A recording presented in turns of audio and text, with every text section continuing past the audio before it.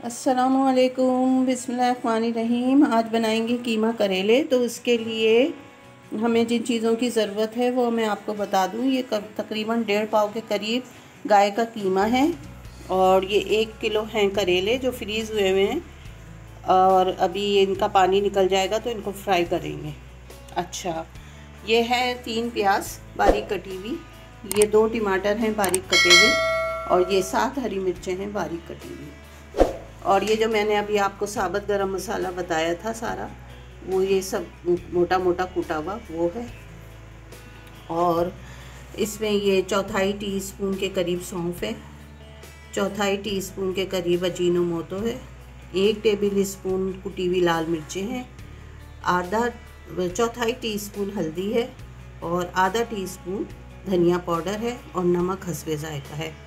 एक बार दोबारा बता दूं, आधा टीस्पून सूखा धनिया है, 1/4 टीस्पून हल्दी है, 1 टेबल स्पून कुटी हुई लाल मिर्चें हैं, 1/4 टीस्पून अजीनोमोटो है, 1/4 टीस्पून सौंफ है और नमक हस्बे जायका है। 3 बारीक कटी हुई प्याज हैं, 2 बड़े टमाटर बारीक कटे हुए, 7 हरी मिर्चें बारीक कटी हुई और जो आपको साबुत गरम मसाला बताया था वो कूटा हुआ।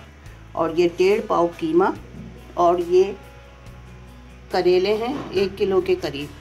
करना हमें ये है कि ये सारा मसाला जो भी मौजूद है, ये टमाटर, हरी मिर्चें, प्याज और ये सब पिसा हुआ मसाला, ये सब हम कीमे में मिला के इसको इतनी देर रखेंगे जितनी देर हमारे करेले फ्राई होते हैं।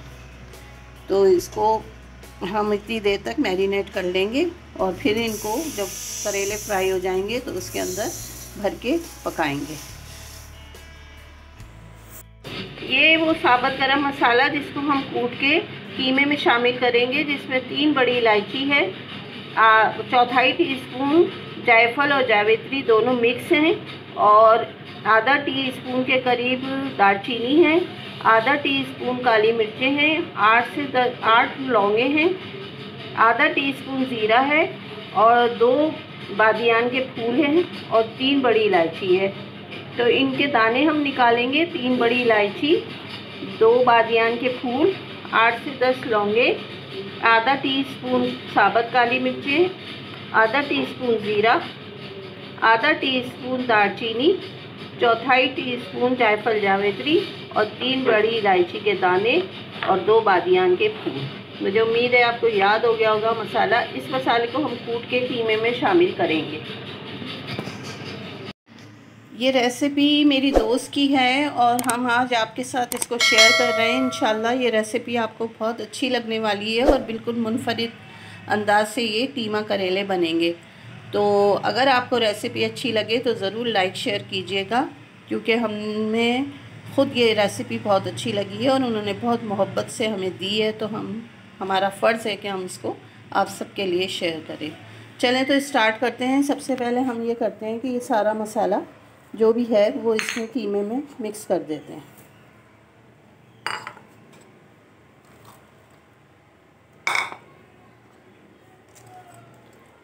बस मैं इसको करती हूँ अच्छी तरह से मिक्स, फिर आपको दिखाती हूँ। इसको आप सबको अच्छी तरह से कीमे में मिक्स करके और इसको ढक के रख दें जब तक करेले फ्राई होंगे। ये मसाले सारे कीमे में अच्छी तरह से मिक्स हो जाएंगे और इनका जायका भी अच्छा हो जाएगा।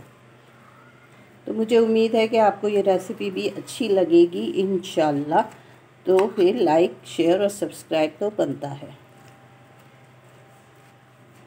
चलें मिलते हैं इसको अच्छी तरह मिक्स करने के बाद। ये अच्छी तरह से मिक्स कर दिया और उस पर अब एक छोटा सा लेमन का रस जो है, जूस, वो मैं और डाल रही हूँ। बस 1 लेमन, ये छोटा सा साइज़ था, देख लें। और इसको हम रखते हैं कुछ देर के लिए और करेले करते हैं फ्राई। अब करेलों को करते हैं फ्राई इस तरह से घी के अंदर। घी जो भी बचेगा वो भी इस्तेमाल हो जाएगा। ऐसे खोल खोल के इनको रखें ताकि ये अंदर से भी अच्छी तरह फ्राई हो जाएं। आज बहुत नन्हे मुन्ने से करेले हैं।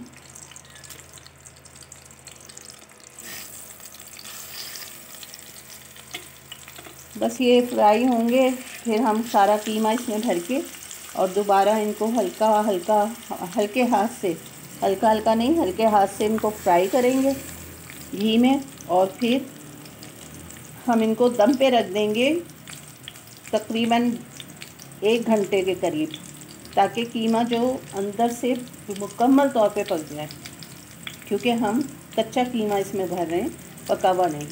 बस इनको फ्राई करके फिर मैं आपको जब कीमा भरूंगी तब दिखाऊंगी, और बाकी का आगे जो भी है पकाने का तरीका वो सब आपको बताते जाएंगे। तो मिलते हैं इनको फ्राई होने के बाद। ये मासूम से करेले फ्राई हो रहे हैं, ये मैंने पलट दिया इन्हें। मैं कहा चलें आपको दिखा देती हूँ कि किस तरह से फ्राई हो रहे हैं।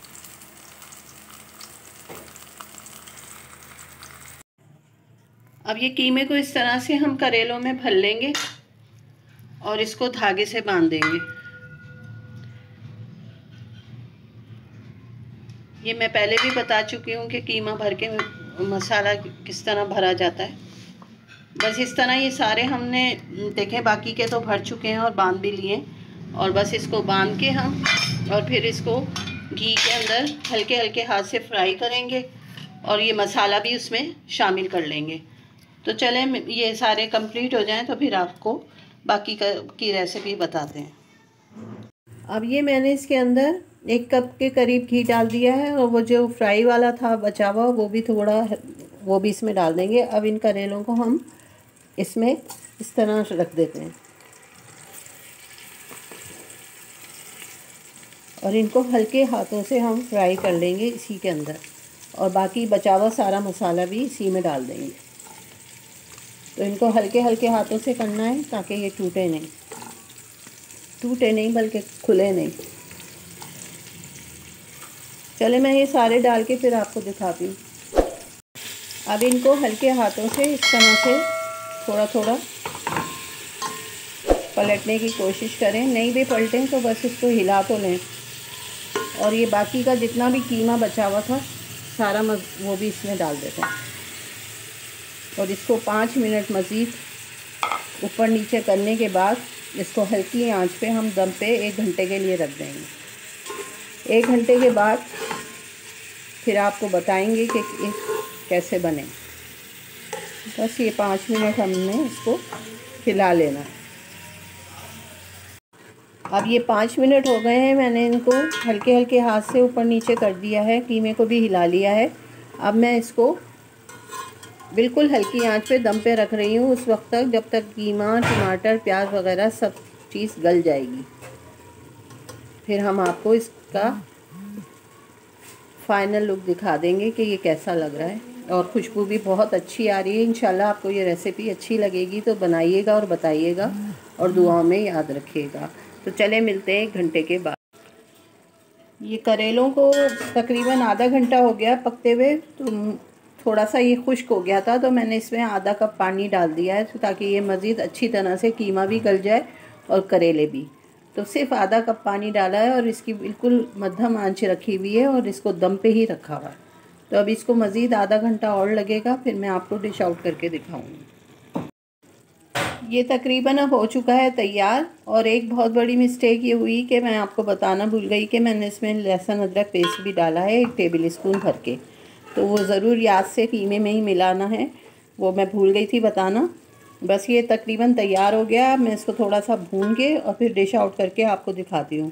तो याद रखिएगा 1 टेबल स्पून भर के लहसुन अदरक पेस्ट भी डालना है। बस मैं इसको डिश आउट करती हूँ भून के, फिर आपको दिखाती हूँ। अल्लाह हाफिज़।